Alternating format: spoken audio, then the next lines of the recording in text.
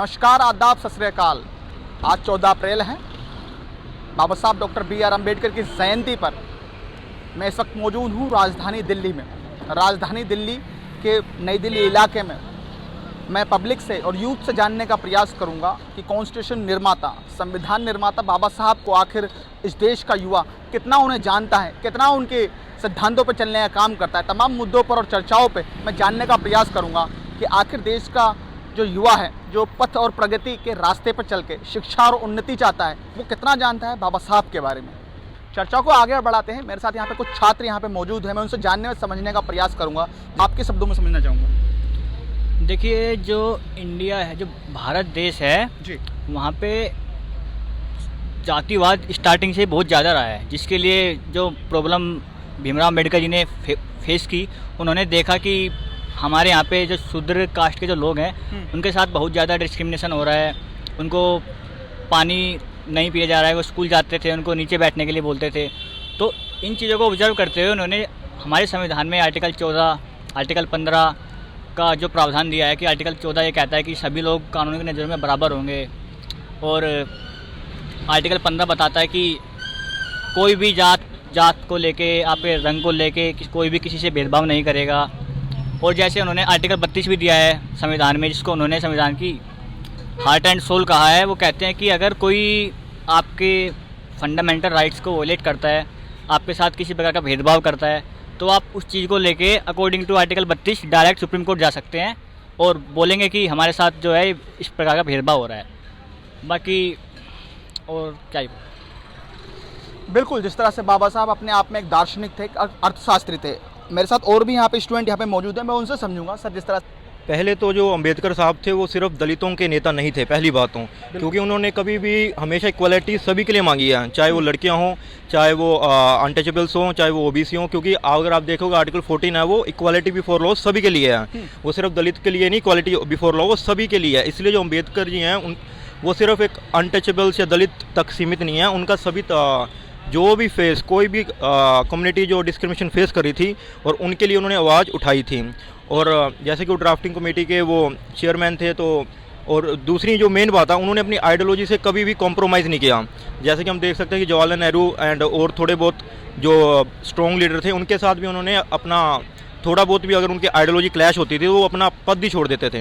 तो ये उनकी महानता थी उनकी आइडियोलॉजी की। तो इसलिए सभी को उनकी किताबें पढ़नी चाहिए, जैसे कि एनालिसिस ऑफ कास्ट है, तो ताकि हमें उनकी आइडियोलॉजी का सब कुछ पता चले। Thank you. तरह से संविधान के निर्माता हैं, किस प्रकार देखते हैं और आप उन किन बातों से प्रभावित होते हैं बाबा साहब की? He was a great man and अच्छे आदमी, मतलब सही थे। उन्होंने कॉन्स्टिट्यूशन बनाया, सही था।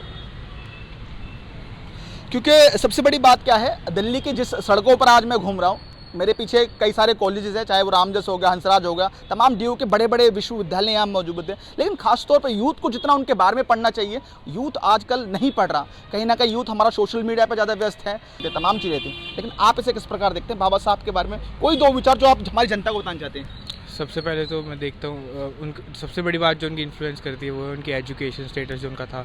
मल्टीलिंगुअल थे, काफ़ी सारी डिग्रियाँ थी उनकी। तो एक एग्जाम्पल भी वो सेट करते हैं कि एजुकेशन ही रास्ता है कि अगर हमें अपने आप को किसी भी कैटेगरी में या फिर कहीं एनी वॉक ऑफ लाइफ अपने आप को स्थापित करना कहीं पर भी, तो एजुकेशन सबसे इम्पॉर्टेंट है, पहली बात तो। दूसरी बात, हमेशा सवाल पूछना, कभी भी क्यूरियस रहना हर चीज़ में। जिस जगह से बिलोंग करते हैं, छोटे कम्युनिटी से आके यहाँ तक पहुँचना उस समय में, ये सब है। और फिर आप एजुकेशन ऐसे अभी भी आप देखेंगे SC ST को लेके उतना एजुकेशन नहीं है, लोग स्ट्रगल कर रहे हैं वो पढ़ाने के लिए। सबसे पहले हमें उनके बारे में अच्छी तरह पढ़ना चाहिए, with the help of books जो अच्छे राइटर्स ने उनके बारे में लिखा है, उनको डिस्क्राइब किया, उनका मंथन करना चाहिए, तब हम अपनी विचारधारा सामने रख सकते हैं। कई जगह ऐसा होता है जातिवाद या इन चीज़ों को लेकर कोई भी धर्म, कोई भी जो है, कोई बुरा और अच्छा नहीं होता।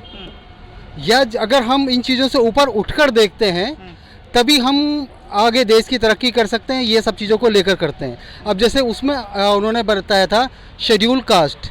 शेड्यूल मीन्स तालिका और कास्ट माने वो जातियाँ, कि जिस इस तालिका में वर्णित वो जातियाँ हैं जिनको हम ये सुविधाएं दे रहे हैं। तो अब ये सुविधाएं देने का मतलब ये नहीं कि वो छुआछूत का एक मुद्दा बन गया। आज जैसे कि हम प्रोफेशन मानते हैं कि जब हम किसी को पढ़ाते हैं, क्योंकि उस समय जो 4 वर्णों के आधार पर वर्णित कर दिया था, जो पढ़ा रहा है वो ब्राह्मण है, ठीक है। आज SC ST में भी पढ़ा रहे हैं, तो इसका मतलब प्रोफेशन के अकॉर्डिंग था तो वो ब्राह्मण हो गए। और आज अगर कई जगह हम देखते हैं कि जैसे अपर कास्ट में हम ब्राह्मण है, हम किसी को भी ले लेते हैं, वो एज ए पियोन या किसी ऐसे ये इसका काम कर रहे हैं, मैं किसी को पर्टिकुलर वो नहीं कर रहा, न किसी जाति या ऊंची को, तो उस चीज़ में वो ट्रांसफ़र हो गए वहाँ पर जी। और रही बात अगर देश की सुरक्षा और समता की, वो क्षत्रिय वर्ण में आता है। क्षत्रिय वर्ण का मतलब होता है वो वर्ण धारण करने के बाद जो आंतरिक और बाह्य सुरक्षा देश को प्रदान करता है, और उस सुरक्षा के अंदर वो सारे ही लोग आते हैं, जो चाहे वो कास्ट को मैटर नहीं करता कि वो ठाकुर है, वो चौहान है, वो राजपूत है, वो तुम्हारा तोमर है, नथिंग मैटर्स। क्षत्रिय वर्ण का धारण करने का मतलब होता है कि जो देश की सुरक्षा और आंतरिक और उसके अंदर जो काम करते हैं उसी को क्षत्रिय वर्ण धारण करता है, और वो जो कोई भी हो, तो वो आधार था।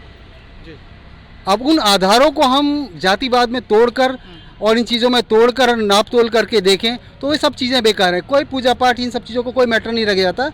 अगर हम इंसान इस ईश्वर की बनाई कलाकृतियों से प्रेम नहीं करते, आपस में प्रेम नहीं करते, तो और पत्थरों और इन सब चीज़ों, गुरुद्वारे, मंदिर, मस्जिद इनमें जाकर घूम रहे हैं, तो सब बेकार है। ये सब हमारी अपनी बनाई हुई क्रिएशन है, लेकिन जो सबसे बड़ी क्रिएशन उसकी है उसको हम नहीं समझ रहे। तो इसके लिए हमें अपने जो हमारे अपने एजुकेटेड हैं और जो हमारा अपना कल्चर है, बहुत सारी चीज़ें, मैं ये नहीं कहता किसी को इंडिकेट कर रहा हूँ किसी कल्चर उसको, लेकिन फिर भी एजुकेशन हमें वो सारी चीज़ें देती है कि जिससे हम ये सारी चीज़ों को जो डर्टी फैली है समाज के अंदर उसको हटाएं और अपनी विचारधारा को एक करें, क्योंकि हमारे जो भारत की एकता और अखंडता इसी बात पर टिकी है।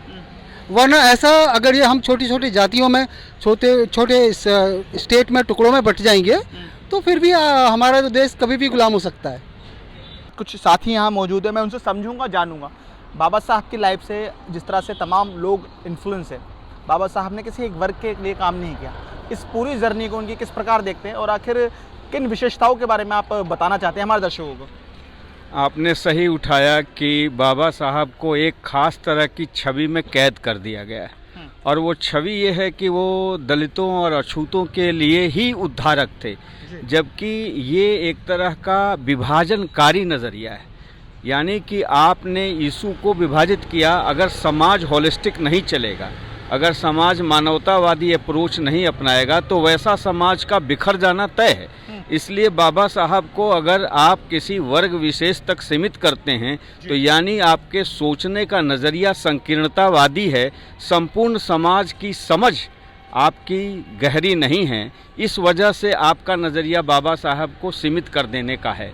मेरे ख़याल से बाबा साहब अम्बेडकर को समझना एक संपूर्ण भारतीय समाज को समझना है, और इससे प्रेरित होकर दुनिया भर में विमर्श चला है।